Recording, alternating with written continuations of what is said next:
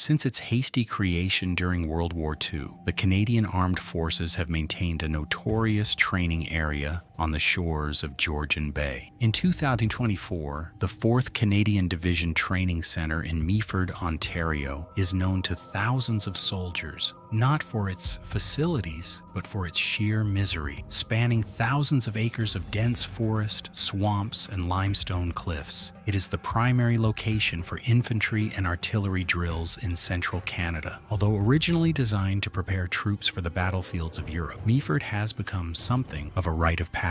With its brutal winters and unforgiving terrain, the saying goes that if you can survive an exercise in Meaford, you can survive anything. Meaford is visually stunning. Unfortunately, most who visit are not there for tourism. I know from conversations with veterans and research that the natural beauty belies a profound isolation. The wind howls from the lake with a ferocity that feels personal. And perhaps there's a reason for this heavy atmosphere. Before the tanks and artillery, that land belonged to farming families who were forcibly removed in the 1940s. Houses were demolished, schools abandoned, and according to local folklore, not everyone left. Ghosts of former settlers, strange lights, and inexplicable sounds are common in bar conversations in Owen Sound. Today, we might think this is just the result of fatigue and extreme cold, but they still give us chills. If you ask the soldiers in the following stories, however, these Meaford legends aren't just campfire tales. In the restricted dark areas where these men trained, the sound of a child crying turned routine drills into real panic. This is the smoke pit,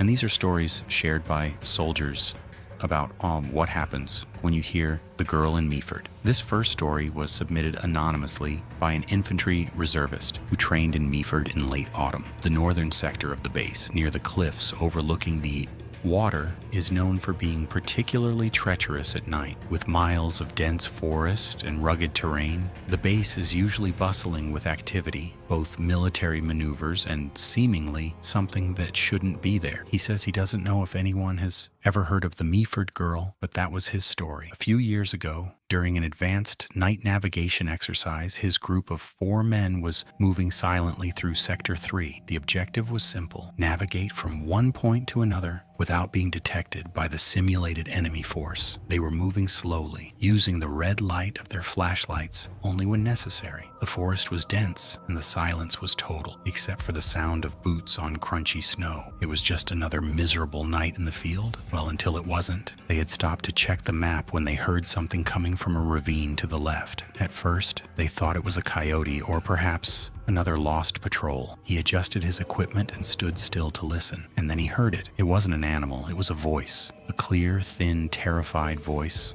of a little girl calling for her mother and saying she was cold. They froze. They were in the middle of a restricted, albeit cold, live fire zone that night, miles from the perimeter fence. There was no logical reason for a child to be there. As they tried to process this, the voice came again, closer now, asking for help and saying she couldn't see them. They were frightened, but their protective instinct kicked in. They thought it might be the daughter of some civilian who had trespassed into the area to camp and gotten lost. So they broke the silence protocol. They began calling for her and followed the sound toward the ravine. Their boots slipped on the ice as they descended. And running from nowhere, the night was cut short by a sound he would never forget.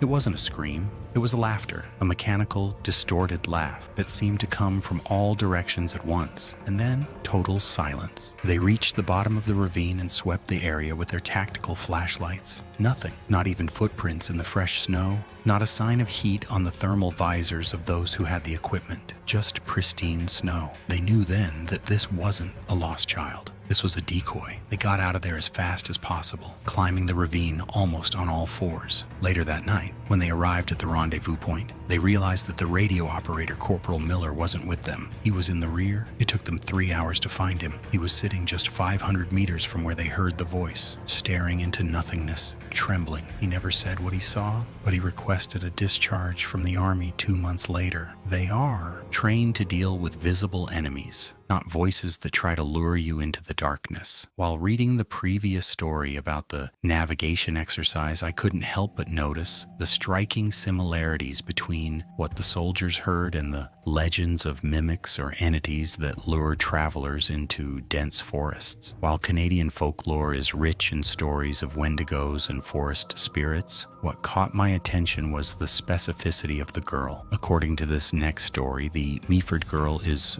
more than just an auditory hallucination for sleep-deprived recruits. For residents of the surrounding towns, she is a tragic part of local history. The account was submitted by a former civilian contractor named David, who worked maintaining the base's roads. He writes that while working at Meaford, he spent a lot of time driving snowplow trucks on the access roads, often in the early morning hours. Being a curious guy, he talked a lot with the longtime residents of St. Vincent and the surrounding area. He learned about the expropriation of the land in 1942 when the government seized the farms to create the tank camp. But he also learned the darker legends. One afternoon, he stopped at a local restaurant and the owner, an elderly gentleman, saw the base's logo on his jacket. He laughed and said he hoped he wouldn't stop to give a ride to the little girl in the white dress. David laughed, thinking it was a joke about hitchhiking, but the man became serious. He recounted that,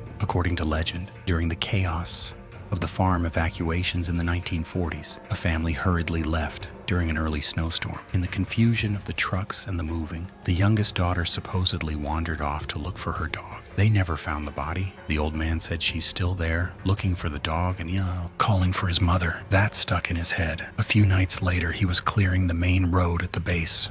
Range Road. The snow was falling heavily. He was alone, with only the radio playing softly. Suddenly, he saw something within the reach of the truck's headlights. He slowed down. There was a figure standing on the edge of the ditch, near the tree line. It was small. It was wearing what looked like a light nightgown or dress, totally unsuitable for the 20-degree below zero weather. It had its back to him. He stopped the truck, thinking it was a child from one of the family dormitories who had sleepwalked. He rolled down the window and yelled for it to get in. The figure didn't move, but its head slowly turned toward him at an angle that looked painful. He didn't see a face, just a pale blur where the eyes and mouth should have been. And then the truck's radio, which was playing a classic rock station, cut to pure static, and a child's voice screamed through the speakers.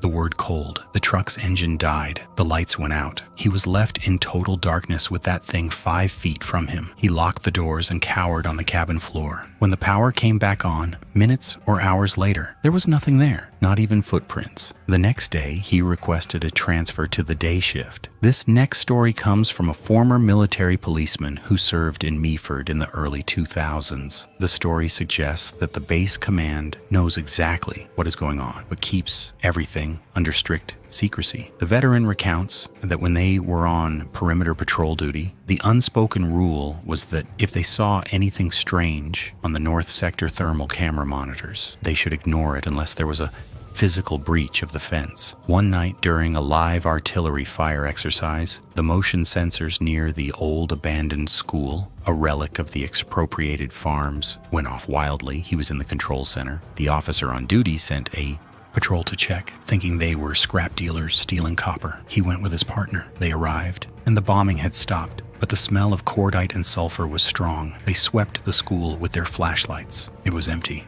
as always. But then they heard singing. It was a lullaby, hummed softly. They followed the sound to the basement of the old school. Their partner had his hand on his holster. When they illuminated the corner of the room, they saw a girl huddled against the wall. She was wearing old-fashioned 1940s-style clothes, covered in soot. Their partner shouted, identifying the military police and telling her to turn around. She slowly stood up, but she had no feet. She floated a few inches off the dirty floor, and when she turned around, her face was like television static, a gray visual noise where there should have been flesh. She opened her mouth, or the hole in the static, and let out a scream that shattered the flashlight bulbs. They were in total darkness. They felt an icy wind pass through them, as if someone had opened a freezer, and she passed through them, climbing the stairs. They rushed to the patrol car. When they reported to command, the officer on duty didn't even blink. He told them to write in the report that they found disturbed local wildlife and that the sensors were malfunctioning. The next day, they were called to a meeting. The captain said that if they talked about the girl from the school, they would be sent for psychiatric evaluation and lose their security clearance.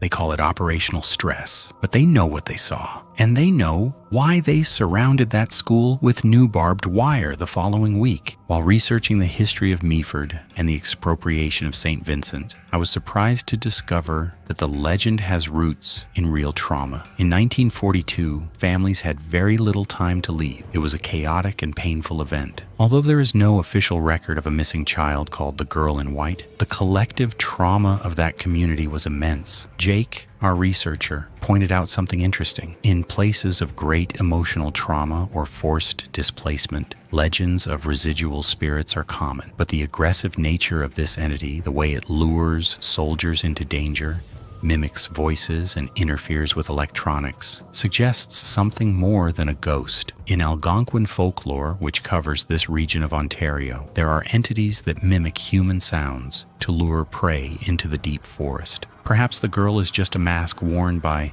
something much older that inhabited those cliffs long before the farmers or the army arrived. Could it be a mimic, a vengeful spirit of the taken land? Or is it simply the result of isolation, cold, and sleep deprivation in one of the most inhospitable places in Canada? I'm not sure, but I'll just say this. If you're in Meaford and you hear a child crying in the dark, don't leave the trail.